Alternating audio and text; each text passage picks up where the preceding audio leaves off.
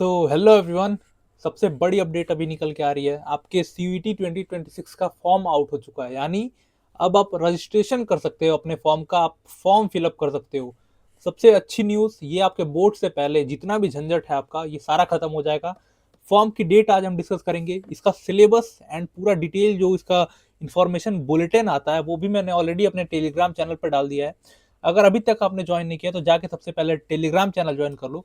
मैं आपको एक एक स्टेप, फॉर्म कैसे फिलअप करना है, कौन कौन सी मिस्टेक बच्चे करते हैं जिनकी वजह से फॉर्म उनका रिजेक्ट हो जाता है, सारी चीजें मैं एक एक चीज डिटेल में रखूंगा आपके पास, एक एक चीज। ठीक है, कोई भी टेंशन लेने की जरूरत नहीं है। पूरे चीजों को, हर एक चीज को, हर एक पहलू को हम एक एक करके डिस्कस करेंगे, सारी चीजें हम। और अब आप, ये करियर का सवाल है, आपके अच्छे कॉलेज में जाओगे आप, तो मैं थोड़ी सी मेच्योरिटी आपसे एक्सपेक्ट कर रहा हूँ कि थोड़ा सा पेशेंस के साथ मुझे सुनना, जो मैं बोलूंगा उसको अच्छे से समझना। एंड देन आपको भी अगर कुछ भी, मतलब आई मीन्स कुछ भी अगर आपको दिक्कत होती है, कोई भी परेशानी है, कोई भी डाउट है, तो सिंपली इस वीडियो के कमेंट सेक्शन में कमेंट कर देना आप। ठीक है, इससे पहले आपको बोर्ड्स 2026 के लिए अगर प्रिपेयर कर रहे हो आप, तो इसी चैनल को सब्सक्राइब कर लो, यहाँ पे सारी चीजें आपको मिलेंगी।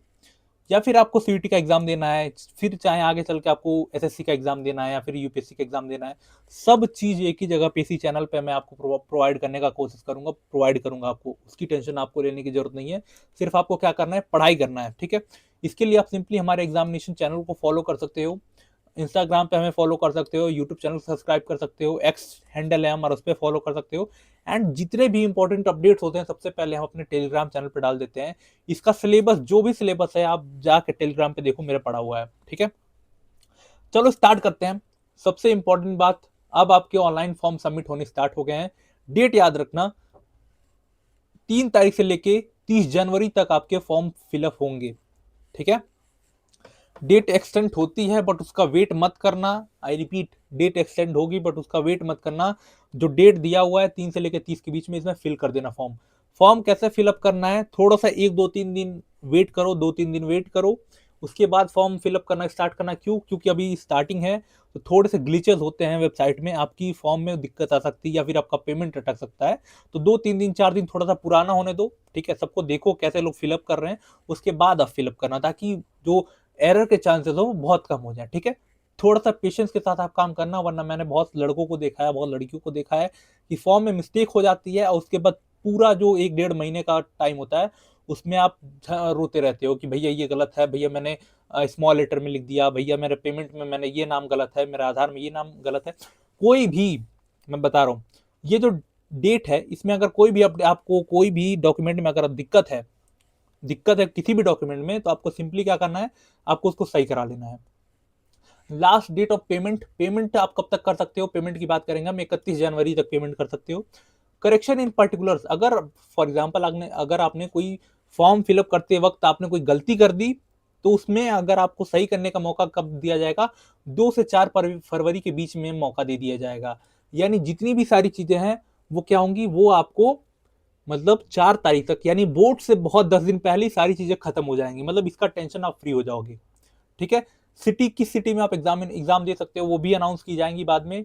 एडमिट कार्ड आपको पता चलेगा कब मतलब जब एग्जाम आने वाला होगा उसके 2 4 दिन पहले, 5 दिन पहले आता है। ठीक है, डेट ऑफ एग्जामिनेशन 11 मई से 31 मई तक आपकी एग्जामिनेशन चलेंगी। ठीक है, ये टेंटेटिव डेट है, याद रखना, ये आगे पीछे हो सकती है, हो सकता है 20 मई से, 25 मई से एग्जाम स्टार्ट हो सकता है 5 मई से एग्जाम स्टार्ट हो जाए।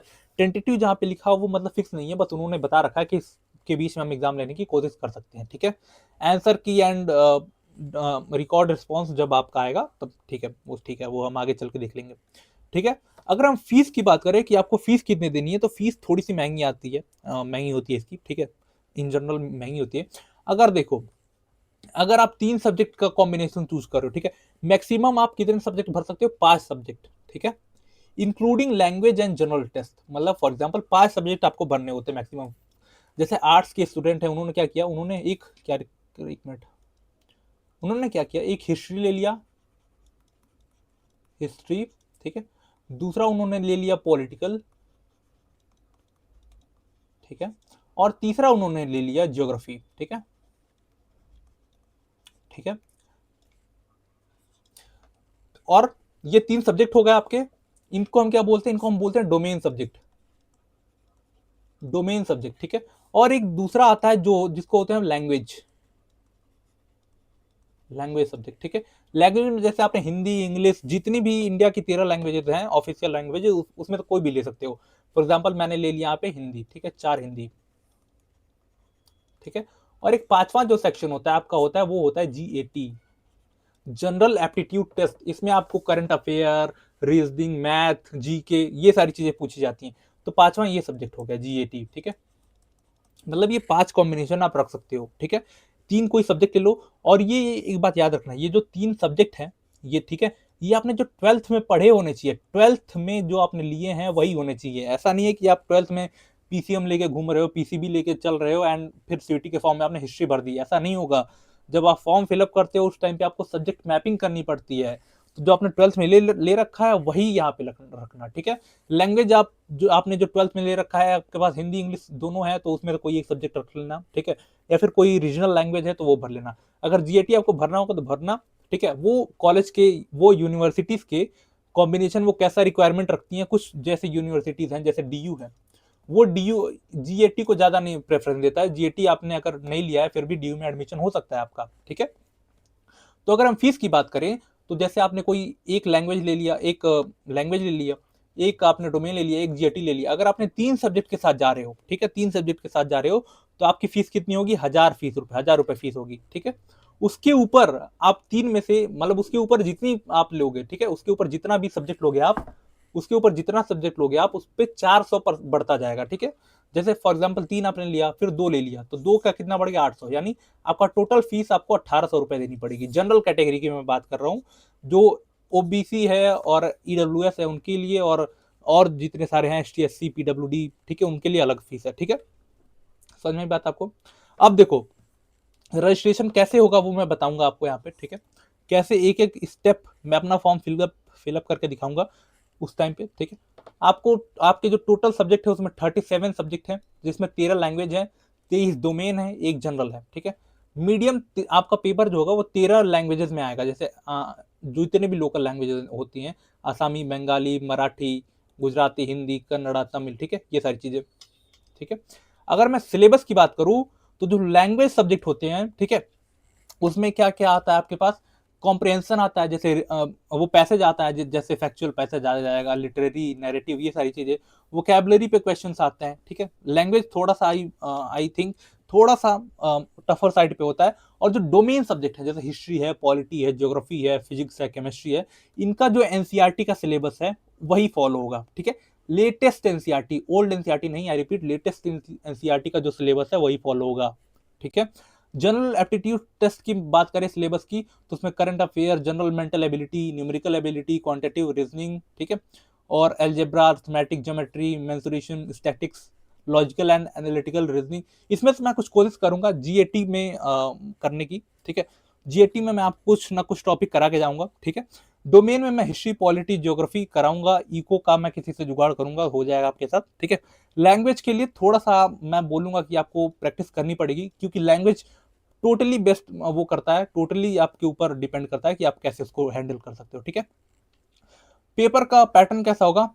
50 क्वेश्चंस आएंगे, ठीक है, 50 क्वेश्चंस,